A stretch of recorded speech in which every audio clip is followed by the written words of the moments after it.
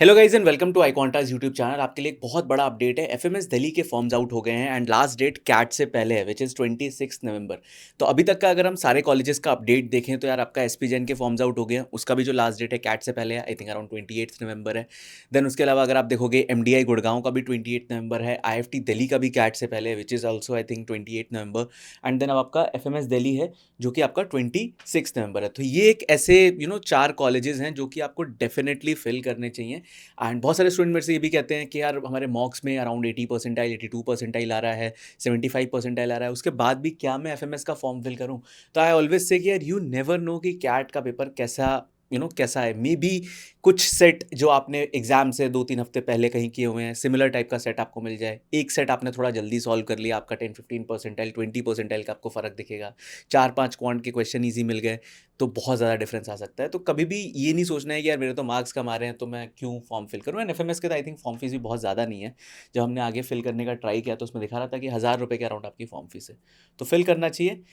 Also जो हमारे दिमाग में ना एक सिनेरियो होता है कि यार एक आइडियल बी स्कूल क्या है, तो आप हमेशा सोचोगे कि यार पैकेज बहुत अच्छा हो। तो 34 एलपीए का एवरेज पैकेज है। लास्ट आई थिंक 1-2 साल से तो प्लेसमेंट रिपोर्ट ये लोग आउट मतलब बता नहीं रहे एग्जैक्टली क्या रह रहा है, बट 2023 तक 34 एलपीए का था। तो 30+ एलपीए तो एफएमएस में रहता है।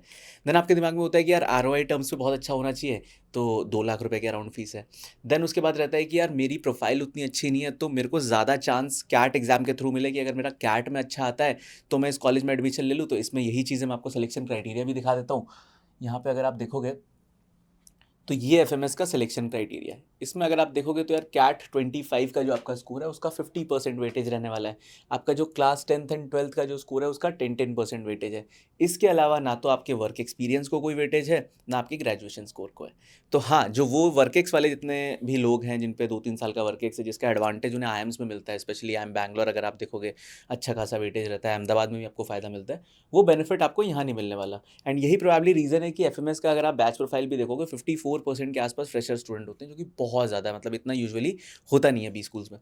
तो आप देखोगे कि यार ये सिर्फ ये जो 20% है यही आपके कैट्स का है, बाकी उसके बाद 50% ये आपके हाथ में है। देन उसके बाद आप देखोगे discussion on statement of purpose. तो जब आप अपना एफएमएस का एप्लीकेशन फिल कर रहे होते हो तो वहाँ पे आपको बताना होता है कि यार आप एमबीए क्यों करना चाहते हो, आपका अभी जो करियर है उसमें जब आप एफएमएस से एमबीए करोगे तो आप उसमें कैसे आगे अपना 5 ईयर्स डाउन द लाइन आप किस पोजीशन पे अपने आप को देख रहे हो। एंड बहुत सारे अलग अलग तरीके के क्वेश्चंस होते हैं, वो आप वहाँ पे जो भी आंसर करोगे उस पर डिस्कशन होता है during the interview round, and उसका आपका अराउंड 10% वेटेज होता है। एक्सटेम्पोर आपको वहीं पे एक टॉपिक दे देंगे। अ, कुछ भी हो सकता है। लेट्स से आप अभी जो टीम इंडिया का चल रहा है कि यार शुभमन गिल से को कैप्टनसी मिल गई, रोहित शर्मा से कैप्टनसी हटा ली, मे बी यही एक टॉपिक दे दें आपको। क्रिकेट के अराउंड हो सकता है। अभी जो इसराइल और गाज़ा वाला जो कन्फ्लिक्ट हो रहा है एंड देन ट्रम्प ने जो पीस कराया एंड ऑल, उसके अराउंड दे सकते हैं, कुछ भी दे सकते हैं। एक टॉपिक देंगे आपको, 1 मिनट तक बोलना होगा एंड उसका आपका 5% वेटेज है। देन आपका पर्सनल इंटरव्यू हो गया जिसका अराउंड 15% वेटेज है। तो आप देखोगे 15 + 5 20 30 50 80% आपके हाथ में है। एंड उसके अलावा आपके 10th-12th का 20%। अब कंसिडरिंग कि यार आपके 10th-12th में 75-80% भी हैं और आप कैट में ले आते हो, हाँ लेकिन कैट में स्कोर लाना होगा 99.5 परसेंटाइल के आसपास अगर आप जनरल कैटेगरी के स्टूडेंट हो, बिकॉज हर किसी को एफएमएस जाना है। तो थोड़ा सा कंपटीशन उस चीज़ में है, बट हाँ अगर आप कैट में बीट कर सकते हो लोगों को तो आपकी जो अगर थोड़े से मार्क्स कम भी हैं तो उसका बहुत ज़्यादा कुछ फ़र्क नहीं पड़ता। तो ये था आपका। एंड देन इसके अलावा यहाँ पे फीस वगैरह दिया हुआ है जो मैंने आपको ऑलरेडी बता ही दिया। बैच प्रोफाइल अगर आपको देखना है तो बैच प्रोफाइल भी एक बार देख लेते हैं। ये आपका बैच प्रोफाइल है 2024-26 बैच का। इसमें अगर आप देखोगे 320 बच्चों का बैच साइज़ है, 48% डाइवर्सिटी।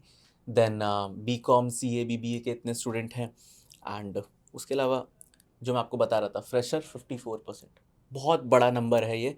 एंड ये है ही इस वजह से क्योंकि जैसे मैंने आपको बताया कि वर्क एक्सपीरियंस का कोई वेटेज नहीं है। तो जिनके पास वर्क एक्स होता भी है, अगर उनका कैट स्कोर नहीं आ रहा है तो बहुत कम चांस है कि वो कन्वर्ट कर पाए एफएमएस दिल्ली। तो ये था एफएमएस दिल्ली से रिलेटेड अपडेट। ऐसे ही जैसे ही किसी कॉलेज के फॉर्म्स आउट होंगे वीडियोस आते रहेंगे।